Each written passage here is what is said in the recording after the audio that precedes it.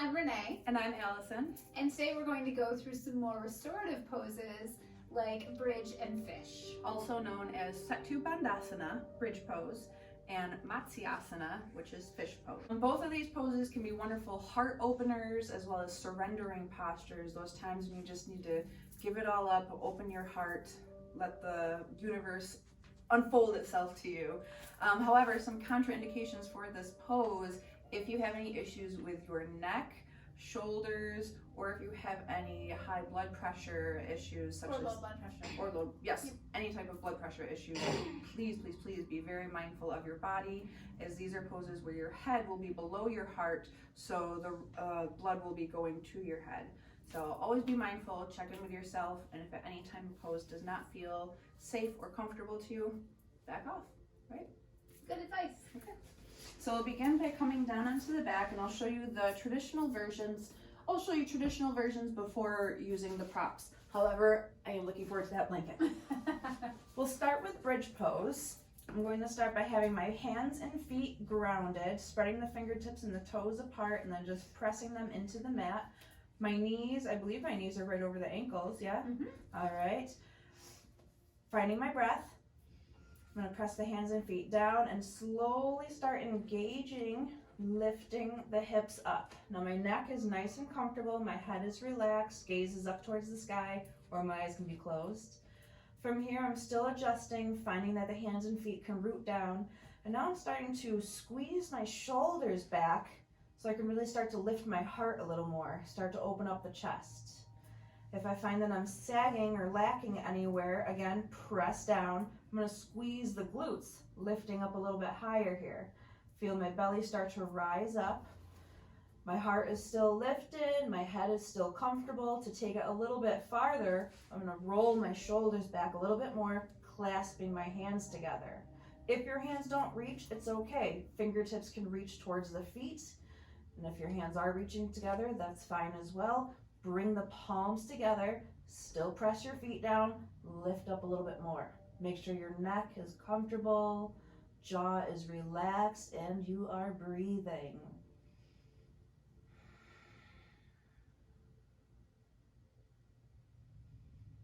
All right, another nice deep breath in, filling up your belly, filling up the front of the body. When you want to release from this, let go of the hands, unroll your shoulders, slowly lower down from the top of the spine all the way to the base of the tailbone.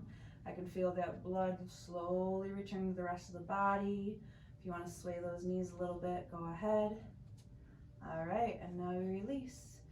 Of course, prop number one for bridge pose. I was just going to say, so I tend to only do bridge with a prop because I need my cervical spine to be nice and comfy. So I'm going to add a blanket here, and you can even add a couple of blankets, or you could roll a towel up underneath your cervical spine right here. The next thing I would do is to offer Allison a block in between her knees. So what this does is it takes a little bit of pressure off the knees, and it also helps keep everything in alignment here too. So you might notice that you're in full bridge and things get a little shaky. That's true. I forgot to mention that when I was lifted up, the knees are pressing straight out in front. So you don't want your legs squeezing together or splaying apart. So yes, having the block here definitely helps because you have no choice but to squeeze and extend in front.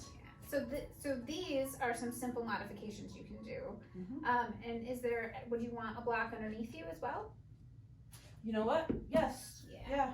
Right beneath the lower spine. I'm going to give this to Allison to slide under because I can't decide where she needs that for her. So I am placing it right at the base of the spine, like the top of my buns. The small of your back, your sacrum. There we go. Yep. Yeah, so that's a way that I can relax into it a little bit. I can let go. Yeah, it looks comfy. That's good. So from here, we're going to move into fish pose. All right. Yeah, So Allison will take that out. I'm going to remove this. So, excuse me, fish pose. Extend your legs out. I will keep the blanket here. However, you can try it without as well. So for fish, legs are extended.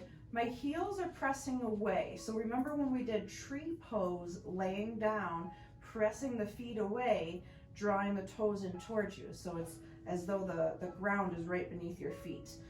Tuck your thumbs right beneath your buns and then roll those shoulders back, hugging the elbows in close to your sides. So my palms are pressing into the mat, and it's like my hands and feet are pressing the earth away. Shoulders rolling back, and again, just keep rolling back a little bit more. Now I'm squeezing back behind me, press my forearms and my elbows down. That starts to lift my heart as my head gently rolls back. Now I don't have any strain in my neck here. If you feel strain, see how you can adjust your body to find a little more comfort here. Having this blanket definitely helps. Now there's no pressure on my head either, because the pressure is in my forearms and my elbows pressing down. I can feel my triceps engaging, squeezing those shoulders back. And again, my legs are still active. My legs are starting to shake a little bit because I can really feel this in my body. Your heart and core are active. Yeah, you can really see that in the front of Allison's My body. heart is lifting up, shoulders squeezing back. It really feels quite great. Okay, so we're back and I'm going to show you with Allison how to do supported fish at home. Obviously it'd be handy if you had another person there, but we'll just pretend like you do and you do the best you can do. So I'm gonna take the bolster, or you can use some pillows and kind of stack them up. And then I'm gonna take the block on the lowest variation just to keep ourselves safe, but this is gonna create a fish. Tell me the, Matsyasana. that's right. And so Matsyasana. I'll let Allison come back like this, and then if she feels like she wants something to fill space under her neck, we can do that too. What do you think? First, I'm going to just see how this one feels right here, and it definitely feels all right, but I think I would like a little more comfort, Renee. All right, So so what else have you got? slowly have your head come up and then come on back down. Now make sure that when you are lifting and lowering like this, that you're taking care of your neck and you're not straining it as you rise or lower. Awesome. So right now you're in supported fish with your knees bent. Of course, a variation could be that your legs are out long.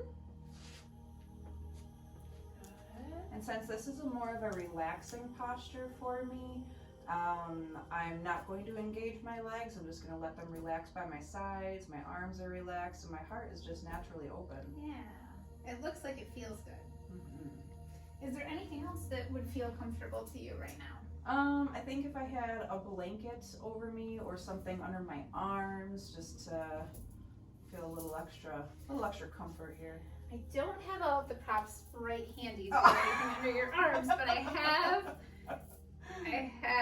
The problem is that we use a lot of props, so Allison is used to them. It's not a bad problem to have, but I only have one other blanket with me right at this moment. But you can, it's a really good point. You could stack up some blankets or some pillows or towels or whatever you have handy and actually just place them under your arms just to give a little more support so you can relax and enjoy. That's delightful. Yeah. So this is a good heart opener. It might be a good place to be if you need to feel some emotions or just let go and breathe. So we're going to slowly show you how to come up from this as well and out of this. So I'm going to encourage Allison to move nice and gently and to be careful of your blood pressure, to go nice and slow, just bending. First, I'm just going to roll over to my side so I can keep the contact here. It's nice and relaxing. And I'll just slowly lift myself up. Maybe I'm either ready to start my day or take a nap. Let's see where it goes from here. 2 more variations for bridge and fish are to use the chair and a blanket or a pillow, whatever you want to put below your feet. So if you're a little bit short like me, or vertically challenged as I call it, we're going to have a blanket underneath our feet. And we'll just start to roll the shoulders a little bit backwards and forwards, just to make sure they're a little loose. And we're going to take we can either grab the chair kind of at its base or the bars if you have that and lift up like this into bridge.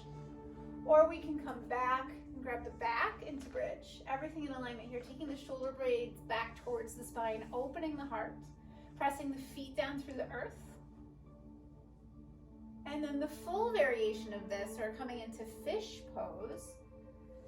We come to the edge of our chair a little bit more, reach for the back. The heart comes forward more, and we open up here, lifting up into fish pose. So bridge and fish. And again, just being mindful of your neck, making sure you're not straining anything or throwing your head straight back. Yeah, I think that's the neat part about having something to grab onto is that it actually prevents you from hyperextending, which is really neat. Yeah. So thank you. Namaste. Namaste.